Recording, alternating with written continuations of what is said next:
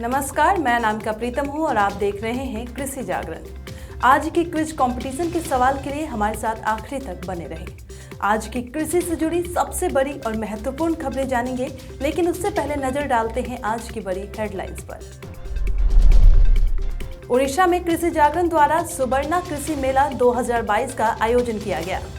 लखनऊ में राज्य के किसानों और एफपीओ को सशक्त बनाने के लिए कृषि एफपीओ के नेतृत्व में शिखर सम्मेलन और प्रदर्शनी का आयोजन किया गया। कोरोना के बढ़ते खतरे को लेकर पीएम मोदी ने की हाई लेवल मीटिंग, मास्क पहनने की दी सलाह। तेजस्वी यादव का बड़ा बयान, बिहार पुलिस में होगी 75,000 से अधिक पदों पर बम्पर भर्ती। कृषि मंत्री नरेंद्र सिंह तोमर का बयान, एक राष्ट्र एक राशन कार्ड से गरीबों को मिले राहत। राजस्थान में 7 लाख किसानों को सरकारी तोहफा, हर किसान को हजारों रुपए का फायदा। दिल्ली में आज से शुरू हुआ नॉर्थ ईस्ट फेस्टिवल का 10वां संस्करण। झारखंड के किसानों के लिए बड़ी खुशखबरी, 29 दिसंबर तक खाते में पहुंच सकते हैं 3500 रुपए। केवीके जलगांव ने टैफे और गांधार ऑयल के साथ साझेदारी में प्रगतिशील किसान सभा का किया आयोजन। मौसम ने बढ़ाई सरकार की उम्मीदें, सीजन में गेहूं की बम्पर पैदावार की उम्मीद। जालौन में खाद की किल्लत से किसान परेशान। उत्तर प्रदेश में गेहूं के उत्पादन में 27.5 लाख टन की भारी गिरावट। किसानों के लिए खुशखबरी, सॉइल टेस्टिंग लैब बिजनेस पर मिलेगी 75% सब्सिडी। अंबाला के रहने वाले आंसू बागवानी मशरूम की खेती से हुए मालामाल, 80 महिलाओं को दिया रोजगार। राज्यों में शीतलहर, बारिश और कोहरे का ट्रिपल अटैक जारी। अब खबरें विस्तार से। भारत दुनिया भर में एक कृषि महाशक्ति के रूप में जाना जाता है और ये निश्चित रूप से हमारे किसानों के बिना संभव नहीं है। किसान, जिन्हें हम अन्नदाता भी कहते हैं, आज का दिन इन्हीं अन्नदाताओं को समर्पित है। जी हां, आज यानी 23 दिसंबर को पूरे भारत में राष्ट्रीय किसान दिवस मनाया जाता है। इसी कड़ी में उड़ीसा में कृषि जागरण द्वारा सुबर्णा कृषि मेला 2022 का आयोजन किया जा रहा है। बता दें कि राज्य के कृषक समुदाय को उन्नत करने के लिए तकनीकी और यांत्रिक क्षेत्रों से नवीन विकास लाने के उद्देश्य से इसका आयोजन किया जा रहा है। ये कार्यक्रम कल तक चलेगा। इसका आयोजन बगदा हाई स्कूल ग्राउंड, सुलियापाड़ा, मयूरभंज में आयोजित किया जा रहा है। कृषि जागरण भारत के सबसे बड़े कृषि मीडिया घरानों में से एक है। सुबर्णा कृषि मेला का उद्देश्य उड़ीसा के अनछुए क्षेत्रों और कृषि उद्योग के विभिन्न क्षेत्रों को समृद्ध बनाने में मदद करना है। कार्यक्रम में कृषि जागरण के संस्थापक एमसी डोमिनिक मौजूद रहे। इस मेले के आज के संस्करण में मरोदा के एमएलए राजकिशोर दास मुख्य अतिथि के तौर पर मौजूद रहे। घूम के देख चुका हूँ और मुझे लगा कि किसान यहाँ का जो भी है, ये मेला देखना चाहिए और यहाँ से सीखना चाहिए। ये जो मेला आयोजन हो रहा है, देश भर में हो रहा है, तो देश भर में उसका लाभ देश का जनता जरूर उसका फायदा लेंगे। नमस्कार, हैप्पी किसान दिवस। आज कृषि जागरण पहले बार नॉर्थ इंडिया से आगे बढ़कर उड़ीसा में किसान दिवस का सेलिब्रेशन शुरू कर रहे हैं।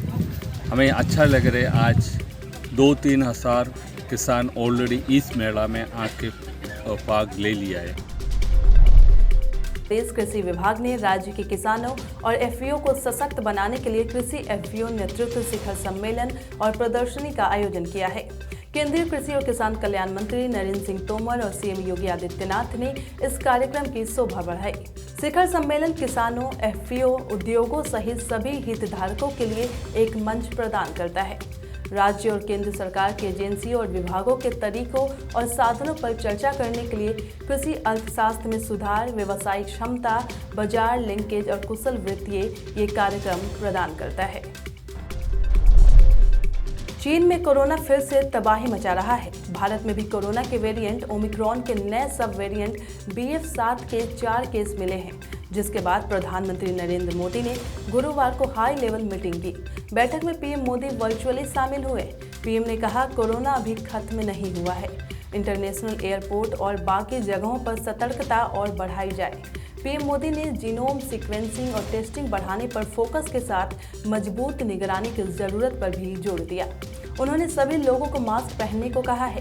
प्रधानमंत्री नरेंद्र मोदी ने हाई लेवल मीटिंग में कहा, कोविड को लेकर पूरी तैयारी रखिए, कोरोना अभी खत्म नहीं हुआ है। उन्होंने राज्यों को oxygen cylinder, PSX plant, ventilator बुनियादी ढांचे की तैयारी सुनिश्चित करने के लिए ऑडिट कराने की सलाह दी है। मीटिंग में गृह मंत्री अमित शाह, स्वास्थ्य मंत्री मनसुख मांडविया, स्वास्थ्य सचिव राजेश भूषण, ICMR के अधिकारी, सिविल एविएशन के अधिकारी, नीति आयोग के VK पॉल मौजूद रहे। PM मोदी वर्चुअली इस कार्यक्रम में शामिल हुए। बिहार के उप मुख्यमंत्री तेजस्वी यादव ने बिहार पुलिस विभाग में सरकारी नौकरी के लिए बम्पर भर्ती का ऐलान किया है। उन्होंने ट्वीट कर बताया है कि बिहार पुलिस विभाग में 75,000 से अधिक पदों पर सीधी भर्ती की जाएगी।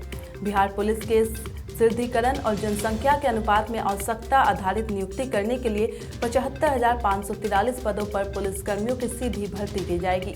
गौरतलब है कि इसी महीने की शुरुआत में जानकारी मिली थी कि बिहार पुलिस विभाग में दारोगा, SI, कांस्टेबल, सिपाही और चालक समेत कई पदों को सृजित किया जाना है। जानकारी के मुताबिक 56,000 पदों पर सीधी भर्ती की जाएगी। वहीं दारोगा के सृजित होने वाले आधे पदों पर SI और हवलदार के पदों पर नियुक्ति की जाएगी। केंद्रीय कृषि और किसान कल्याण मंत्री नरेंद्र सिंह तोमर ने कहा है कि देश भर में एक राष्ट्र एक राशन कार्ड की महत्वाकांक्षी योजना से गरीब वर्ग को काफी राहत मिली है। तोमर ने बताया है कि प्रधानमंत्री गरीब कल्याण योजना के माध्यम से केंद्र सरकार ने 3.90 लाख करोड़ रुपए खर्च करके गरीबों को मुफ्त खाद्यान्न उपलब्ध कराया है। वहीं प्रधानमंत्री नरेंद्र मोदी के नेतृत्व में किसानों के कल्याण के लिए प्रतिबद्धता जताते हुए सरकार ने 2021 से 22 में MSP पर 2.75 लाख करोड़ रुपए की रिकॉर्ड खरीदी की है। राजस्थान सरकार किसानों के लिए कई घोषणाएं कर रही है। बीते बजट में किसानों से जुड़ी सभी योजनाओं का बजट बढ़ाया था, तो वहीं किसान मित्र ऊर्जा योजना को भी शुरू किया गया था। ये उन किसानों के लिए फायदेमंद है जिनके पास कम जमीन है, सिंचाई के लिए बिजली बिल भरना चुनौती होती है, इनके लिए बेहद मददगार है। अशोक गहलोत सरकार की इस योजना के तहत हर किसान को महीने में 1,000 रुपए और साल में 12,000 रुपए की बिजली बिल में बचत होती है। राजस्थान सरकार ने इस योजना को 17 जुलाई 2021 को शुरू किया था। मुख्यमंत्री अशोक गहलोत ने हाल ही में कहा है कि इस योजना के शुरू होने के बाद राजस्थान के करीब 8 लाख किसानों के बिजली बिल शून्य हो चुके हैं। इसके अलावा प्रदेश के करीब 46 लाख किसानों को इस योजना का फायदा मिल रहा है। नॉर्थ ईस्ट फेस्टिवल का 10वां संस्करण आज से नई दिल्ली में शुरू हो रहा है। 4 दिवसीय इस कार्यक्रम के दिल्ली के जवाहरलाल नेहरू स्टेडियम में आयोजित किया जा रहा है। इसका उद्घाटन केंद्रीय सूक्ष्म लघु और मध्यम उद्यम मंत्री नारायण रानी ने किया। भारत के शीर्ष रॉक बैंड यहां परफॉर्मेंस करेंगे। इस महोत्सव का उद्देश्य पर्यटकों और निवेश को आकर्षित करना है। यहाँ पर आपको नॉर्थ ईस्ट के कई राज्यों के फेमस फूड स्टॉल देखने को मिलेंगे। आज यहाँ जाकर इसका लुत्फ भी आप उठा सकते हैं। जल्द नए साल का आगाज होने वाला है। ये साल भी किसानों के लिए मिला जुला ही रहा। कहीं बारिश तो कहीं सूखा जैसे हालातों ने किसान परिवारों की हालत को दयनीय बना दिया। इस चुनौतियों के बीच किसानों की सहायता के लिए कई राज्य सरकारें भी आगे आईं और किसानों के लिए मुआवजा राशि का ऐलान किया। इसी कड़ी में झारखंड सरकार ने भी बड़ी योजना की घोषणा की। मुख्यमंत्री सुखाड़ राहत योजना के तहत सरकार राज्य के किसानों की मदद कर रही है। अब झारखंड के सूखाग्रस्त किसान परिवारों के खाते में सरकार ने 29 दिसंबर 2022 तक 3500 रुपए का अनुदान देने का प्रावधान किया है। यदि आप भी झारखंड के किसान हैं, सूखे जैसे हालातों के चलते खरीफ फसलों की खेती नहीं कर पा रहे हैं, तो मुख्यमंत्री सुखाड़ राहत योजना का लाभ ले सकते हैं। इसके तहत 25 दिसंबर तक आवेदन करना आखिरी तारीख है। इसके तहत आपको 3500 रुपए सीधे बैंक खातों में दिए जाएंगे। अटकलें लगाई जा रही हैं कि ये पैसा 29 दिसंबर यानी झारखंड दिवस के अवसर पर किसान परिवारों को मिलेगा। कृषि मशीनरी के बारे में किसानों को शिक्षित करने के लिए केवी के जलगांव ने टैफे और गंधार ऑयल के साथ साझेदारी में प्रगतिशील किसान सभा का आयोजन किया है। इस कार्यक्रम में 50 से भी अधिक किसान मौजूद रहे। साल 2022 की शुरुआत में भारत गेहूं की अच्छी फसल होने की उम्मीद कर रहा था।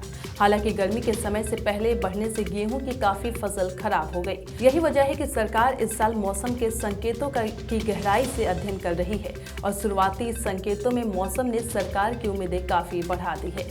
कृषि सचिव मनोज आहूजा ने बृहस्पतिवार को कहा कि प्रमुख उत्पादक राज्यों में गेहूं की फसल की अच्छी संभावना है, क्योंकि मौजूदा तापमान पौधों के बढ़ने और अधिक उपज की दृष्टि से अनुकूल बना हुआ है। वहीं रकबा बढ़ने से भी चिंताएं घटी है। कृषि मंत्रालय के आंकड़ों के मुताबिक अक्टूबर से शुरू हुए रबी सत्र में पिछले हफ्ते तक गेहूं खेती का रकबा 3% बढ़कर 285.5 लाख हेक्टेयर हो गया है। सूखा, बाढ़ और अब यूरिया खाद की समस्या से बुंदेलखंड का किसान जूझ रहा है। यूपी सरकार के कृषि मंत्री सूर्य प्रताप शाही द्वारा भरपूर यूरिया उपलब्ध होने के दावे किए जा रहे हैं, मगर हकीकत कुछ और ही सामने आ रही है। जालौन के कई सहकारी केंद्रों पर यूरिया न होने से किसान परेशान घूम रहा है। कई सेंटर ऐसे हैं जहां यूरिया पहचान वालों को ज़्यादा और लाइन में घंटों लगने के बावजूद भी ज़रूरतमंद किसानों को कम दी जा रही है, जिससे किसान परेशान हो रहा है। वहीं किसानों की इस समस्या को देखते हुए प्राइवेट दुकानदार महंगी खाद बेच रहे हैं और इसकी कालाबाजारी हो रही है। खराब मौसम की वजह से इस साल देश में गेहूं की फसल के उत्पादन में 2.75 मिलियन टन की कमी आई है। खासकर उत्पादन में कमी उन क्षेत्रों में सबसे ज्यादा आई है जहां गेहूं की खेती होती है। एक रिपोर्ट के मुताबिक पंजाब, हरियाणा और उत्तर प्रदेश में ये कमी सबसे ज्यादा दर्ज की गई है। कृषि वर्ष 2021 से 22 के लिए चौथे अनुमान के अनुसार गेहूं का उत्पादन 106.84 मिलियन टन होगा, जो पिछले वर्ष के लिए अनुमानित 109.59 मिलियन टन से 2.75 मिलियन टन कम है। विशेषज्ञों ने इस साल की गिरावट के लिए पंजाब, हरियाणा और उत्तर प्रदेश में मार्च की शुरुआत में गर्मी को जिम्मेदार ठहराया है। खास बात यह है कि केंद्रीय कृषि मंत्री नरेंद्र सिंह तोमर ने मंगलवार को लोकसभा में इस बात की जानकारी दी है। सरकार किसानों के लाभ के लिए कई प्रकार की योजनाएं चला रही है। साथ ही गांव में रहने वाले युवा बेरोजगारों के लिए भी कमाई का अवसर प्रदान कर रही है। इसी क्रम में सरकार की ओर से सॉइल टेस्टिंग लैब बिजनेस के लिए 75% तक सब्सिडी का लाभ प्रदान किया जा रहा है। इस बिजनेस की खास बात यह है कि आप इसे अपने गांव में रहकर शुरू कर सकते हैं। इसमें आपको ग्राहक तलाश करने की भी जरूरत नहीं है। आप अपने गांव के किसानों को इससे जोड़कर इस बिजनेस को शुरू कर सकते हैं। इसी के साथ आप खेती बाड़ी का काम भी कर सकते हैं, यानी एक साथ 2 काम करके आप इस बिजनेस से काफ़ी अच्छी कमाई कर सकते हैं। सॉइल टेस्टिंग लैब बिजनेस के जरिए आप अपने आसपास के किसानों के खेतों की मिट्टी की जांच करके उन्हें उर्वरक, खाद और मिट्टी में पोषण तत्वों की आवश्यकता के संबंध में रिपोर्ट तैयार कर उसका रिपोर्ट कार्ड, जिसे सॉइल हेल्थ कार्ड कहा जाता है, दे सकते हैं। इसकी एवज में आपको इस कार्ड को बनाने के लिए निर्धारित शुल्क का भुगतान किया जाएगा। यही आपकी कमाई होगी। इसके लिए आपके पास इस बिजनेस को खोलने के लिए निर्धारित पात्रता और योग्यता का भी होना जरूरी है। कृषि विज्ञान केंद्र के मार्गदर्शन में किसान ट्रेनिंग लेकर मशरूम प्रोजेक्ट के माध्यम से लाखों रुपए कमा रहे हैं। वहीं 80 से अधिक महिलाओं को रोजगार देने का कार्य भी कर रहे हैं। सिटी क्षेत्र के महला गांव के किसान आंसू बागवानी खेती बाड़ी को अपनाते हुए कृषि विज्ञान केंद्र से ट्रेनिंग लेकर बीते 2 वर्षों से मशरूम की खेती कर रहे हैं। इससे उनको लाखों का मुनाफा हुआ है। वर्ष 2020 में केंद्र के डॉक्टर बलवान की देखरेख में ट्रेनिंग लेकर मशरूम की खेती का काम शुरू किया था। उस दौरान करीब 1 एकड़ में पराली के सल बनाकर मशरूम तैयार करने का कार्य प्रारंभ किया था। उस समय लंबी विधि की प्रक्रिया अपनाते हुए मशरूम कंपोस्ट तैयार की। इसमें उन्हें लाखों रुपए का मुनाफा हुआ। इसी प्रकार कंपोस्ट चेम्बर लगाने की प्रक्रिया शुरू की गई। इसमें सर्व हरियाणा ग्रामीण बैंक के सहयोग से कम विधि के अनुसार कम अवधि में तैयार किए जाने वाले कंपोस्ट चेम्बर लगाए गए। उस समय 3 पराली के सेट से बढ़ाकर 14 तैयार किए थे। इसमें करीब 35 लाख की मशरूम निकाली थी और इससे करीब 20 लाख का खर्चा आया था और 8 लाख की सब्सिडी बागवानी विभाग की ओर से सरकार के माध्यम से दी गई थी। देश भर में मौसम का मिजाज और सर्द होता जा रहा है। अलग अलग हिस्सों में मौसम का तेवर भी अलग नजर आ रहा है। जहां पूरा उत्तर भारत कोहरे की चादर में लिपटा नजर आ रहा है, तो वहीं पहाड़ी राज्यों में जमकर बारिश हो रही है, तो वहीं दक्षिण भारत के राज्यों में अभी भी बारिश का दौर जारी है। उत्तर भारत के मैदानी इलाकों में निचले क्षोभमंडलीय स्तरों पर नमी और हल्की हवाओं के कारण अगले 48 घंटों के दौरान रात और सुबह के वक्त पंजाब, हरियाणा, चंडीगढ़ और उत्तर प्रदेश में अधिकांश इलाकों में घना से बहुत घना कोहरा छाए रहने की संभावना जताई गई है। इसके साथ ही अगले 2 से 3 दिनों के दौरान रात और सुबह के वक्त हिमाचल प्रदेश, उत्तराखंड, उत्तरी राजस्थान, बिहार, उप हिमालय पश्चिम बंगाल और सिक्किम और त्रिपुरा के अलग अलग हिस्सों में घना कोहरा छाए रहने की संभावना है। अगले 4 से 5 दिनों के दौरान उत्तर पश्चिम भारत में न्यूनतम तापमान में कोई खास बदलाव नहीं होने की संभावना है। अगले 3 दिनों के दौरान गुजरात राज्य के न्यूनतम तापमान में 2 से 4 डिग्री सेल्सियस की गिरावट और उसके बाद कोई महत्वपूर्ण बदलाव नहीं होगा। मध्य भारत और महाराष्ट्र में न्यूनतम तापमान में कोई महत्वपूर्ण बदलाव की कोई संभावना नहीं है। उसके बाद 2 से 4 डिग्री सेल्सियस की गिरावट दर्ज की जाएगी। अभी के बुलेटिन में बस इतना ही। ऐसी तमाम खबरों के लिए हमारे साथ बने रहें और देखते रहें कृषि जागरण। लेकिन उससे पहले आज FTV ऑर्गेनिक के क्विज कंपटीशन में आपके लिए सवाल है कि विश्व में कॉफी का उत्पादक देश कौन सा है। आपके ऑप्शंस हैं चीन, भारत, मैक्सिको, ब्राजील। तो देरी किस बात की, फटाफट से हमें इसका जवाब कमेंट करके जरूर बताएं और जीते FTV ऑर्गेनिक के डिस्काउंट कूपन्स और ढेरों इनाम।